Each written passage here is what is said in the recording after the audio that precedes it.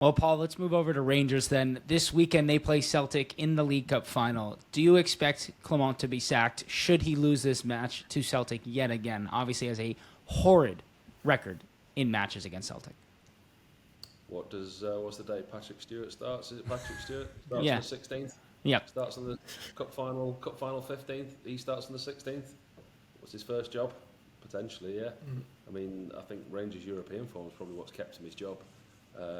There's a lot going on off the field though at Rangers, isn't there? There's a lot of subplots. There's a lot of sidelines going on off the field at such a huge football club.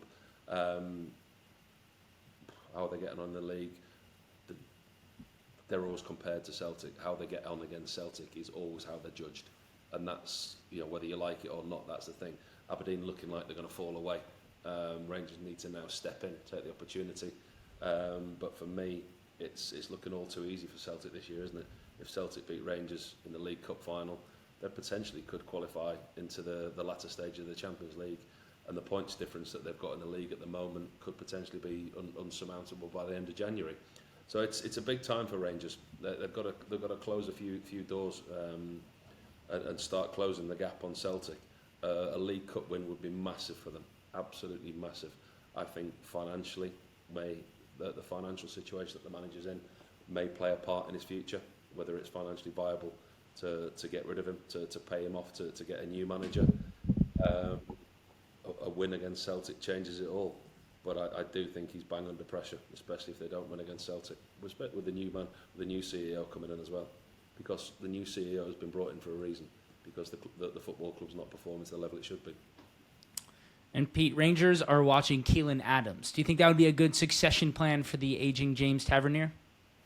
Yeah, obviously we've talked about Tavernier's future for a long time. It's been the subject of speculation, talk of moving to Saudi. Proved right. He's back in the team and scoring goals again, you see. Yeah, he's been a great servant to Rangers. He's scored so many goals for them, creates so many goals. He's still club captain there as well.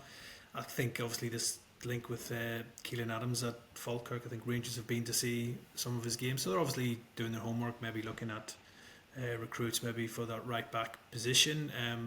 I think it would be a bit of a step up for Adams to come straight into that Rangers side if they were to sign him. He's playing in the Scottish Championship right now with Falkirk.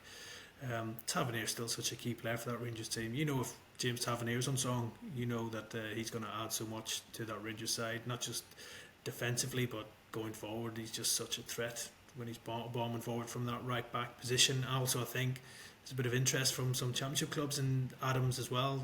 If Leeds United and Swansea firm up their interest in Adams, the situation that Rangers find themselves in, that they probably can't compete with the money that's on offer from those Championship clubs, and Falkirk will end up selling them to whoever makes the highest offer, and that's where Rangers probably find themselves right now due to their financial situation. So he ticks a lot of boxes because he's young, he's Scottish, and obviously Rangers are looking for that young type of profile who they can come in, develop and maybe sell on in the future, but it's not going to be straightforward for Rangers because, as I said, there's that interest from England as well.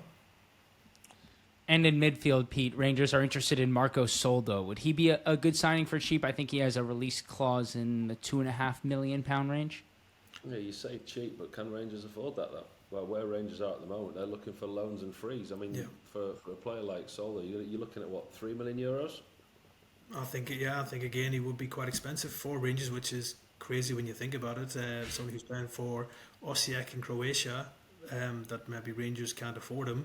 Again, another player that fits the profile for the type of signing they're looking. He's young, with huge potential. He's a Croatian under-21 international. I think Rangers have been tracking him now for a while.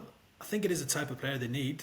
They do seem to be lacking a playmaker in that midfield for me. They brought in Conor Barron from Aberdeen in the summer, who's more like a box-to-box, tough tackling midfielder, but I think they need a bit of class in there in that midfield to sort of create the goals and set the tempo for Rangers, and they do lack that type of player, so maybe they are looking at Soldo to maybe fill that void. But again, as I said, Rangers' financial situation makes any transfers really uncertain at Ibrox right now. Best signing that Rangers can make this January is Joe Gelhardt on loan from Leeds. He's a top young player, desperate, hungry to play, scores goals. He's a danger every time that he plays.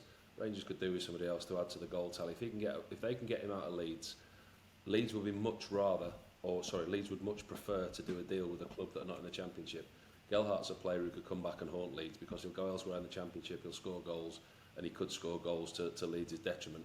If Rangers are serious about looking at a player of that quality, there's a deal to be done there, and I think they could be first in the queue.